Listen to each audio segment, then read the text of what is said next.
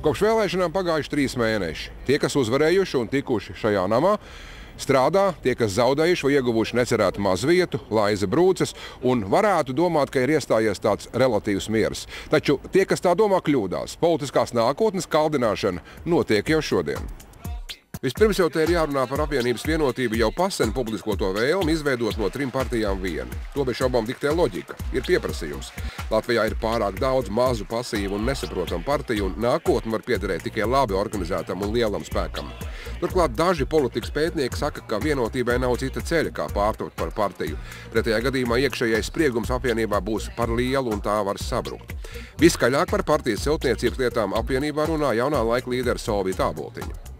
Ir debata gan par finansējumu piesaisti, gan kā tad īsti notiks process, bet pie tā strādā darba grupas, par to tiek valde informēta, un es domāju, ka tas ir vilciens, kas iet uz priekšu un kurš nav apturams. Kad tad viņš nonāks gala stacijā? Es domāju, ka tas ir šī gada jautājums. Lūk, tieši par laika rāmi tad apvienībā šobrīd esot arī vislielākās domstarpības. Pilsoniskā savienība izskatās neraujas pielāgoties piedāvātajiem sprinta tempam, un ar ģirta Valda Kristovska muti sarunājusi pat lietas, ko var tulkot kā principiāls nesaskaņas. Vienotības cilvēki gan tādas baumas cenšas slāpēt, bet jautājumi tomēr ir. Galu galā apvienība veidojošās partijas taču uz vairākām lietām skatās savādāk. Ja arī programmas tām vēl varētu būt daudz maz līdzīgas, tad ideoloģija tomēr ir dažāda. Tas nav mehānisks process, un es piekrītu tiem politologiem, tiem, kas saka, ka nav jau skaidrs, kas viņi tādi ir. Tāpēc ir šis sagatavošanas laiks. Tās ideoloģiskās atšķirības, protams, kas parādījās valdības veidošanas procesā, tās iezīmē, ka viņas eksistē. Ja? Lūk, un tā ir viens no jautājumiem, kas būtu šajā laikā jānoregulē. Tas ir tikai loģisks jautājums, ka šai apvienībai ir jāpārtop par partiju, un to viss piekrīt. Jautājums ir tikai par to, kādā veidā mēs to izdarām, cik ātrā tempā, kāda ir šī ceļu karte. Skaisti un pareizi secinājumi, kurš strīdēsies, taču eksperti ir skeptiskāki, un pat partijas izveidošanas gadījumā tā ilgu mūžu nesola.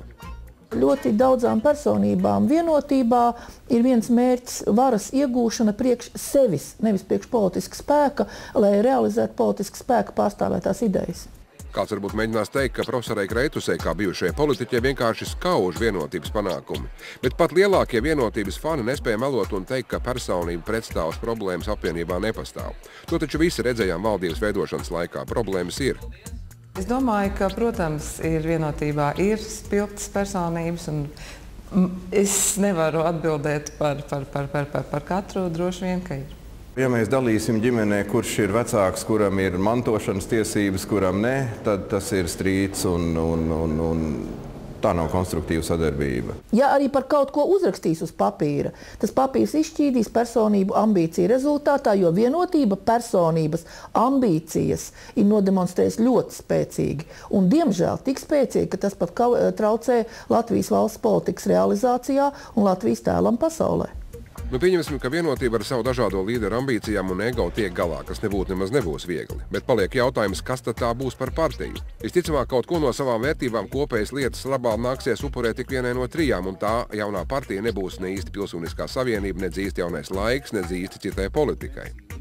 Šobrīd mēs esam Saeimā vienotības frakcija, un sabiedrība mūs tieši tā arī uzskata kā vienotību, un patiesību sakot, Latvijas pilsoņus vairs neinteresē, no kuras partijas, kurš konkrētais deputāts ir ievēlēts. Es gan par to nebūtu tik pārliecināts. Ja arī vēlētājiem varbūt ir vienalga, tad pašiem vienotības cilvēkiem, jo īpaši pirmajām violēm, gan nav vienalga, jo partijai var būt tikai viens vadonis. Tāpēc tagad visiem gribas padežoties ar savu pienesumu, pateikt pārējiem, ka tieši viņa partija atnēs vislielāko mamutu, par ko tad arī pienāktos vadoņu gods.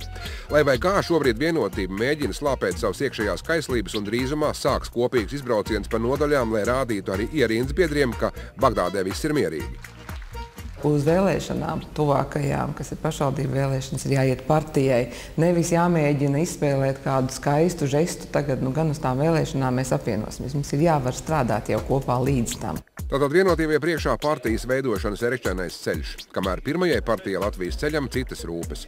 Tās līdera Ainārs Lesera acīs vairs tādu uguntiņu neredz un partijas biedri reģionos sāk mukt uz visām pusēm. Tas cits starpā rāda, ka Latvijā partijas joprojām tiek izmantotas tikai kā savu lietu kārtošanas instrumenti. Tagad no Šlesera aizgājušie runā, ka veidos reģionālas partijas un lai tie Rīgas kundziņi dara, ko grib. Vienkāršāk sakot, viens instruments kļuva neass, jāmeklē nākamais. Bet tāpat laikā visas šīs reģionālās partijas, starp citu, klusiņām ir piesmērējušās, lai man piedod par šo izteicienu, kādai lielai partijai. Jums Liepāja ir vislabākais piemērs. Sēska kungs nekad nav bijis nevienā lielā partijā. Tāpat laikā Liepājas viņa šī partija visu laiku klusiņām ir pie kādas citas lielās partijas klāt. Lai arī kā ar teoriju pirmās partijas problēmu tas nemazina. Drīzu galu gan neviens tā neprognozē, taču, ja partija neatradīs jaunu motivāciju un uzrāvienu, agonija turpināsies. Pavasarī, kad vēlreiz par māmiņu gatavojas kļūt Inese Šlesere, viņai nāksies savu vietu Saeimā dot kādam citam. Pēc saraksta sanāk bijušajam premjeram Andrim Bērziņam. Taču mūsu rīcībā ir ziņas, ka viņš no mandāta grasās atteikties, un arī tas ir vēl viens simptoms, kā ar pirmo partiju nebūtu nav labi. Bet viss trakākais ir tas, ka Latvijas cilvēki uz visām partiju lietām raugās rezervēt, kā uz nepārāk labu un interesantu seriālu. Vēlēšana gados mazliet politehnologu uzkurināti sasparojas, pārējā laikā labprāt lamā pie varas esošos, bet, lai mēģinātu savu lietu izpratni realizēt caur tām pašām partijām, to nu gan nē. Mūsu protesta forma ir labāk nerunāt, labāk aiziet prom, labāk aizbraukt, nekā mēģināt mainīt uz vietas. Un ar partijām ir tieši tas pats iekšēji. Jo partijas, ziniet, kas ir pirmais partijas degradācijas rādītājs? Ka partijas ļoti brīvi pieņem tos, kas ir aizbēguši no citas partijas. Jāsaka, ka mūsu valsts politika patiešām atsevišķā savās izpausmēs ir unikāla. Kamēr citās valstīs vēlēšana uzvarētājs nosaka viņa piedāvātās ekonomiskās un sociālās programmas, pie mums kaut cik vēlētājs spēj uzbudināt vienīgi nacionālu apdraudējumu, respektīvi ārēju faktoru piesaukšanu. Īsāk sakot, Latvijas politisko partiju sistēma ir mūsu sabiedrības spogulis, kurā, kā zināms, nevajadzētu spļaut, bet gan drīzāk to censties notīrīt pašiem.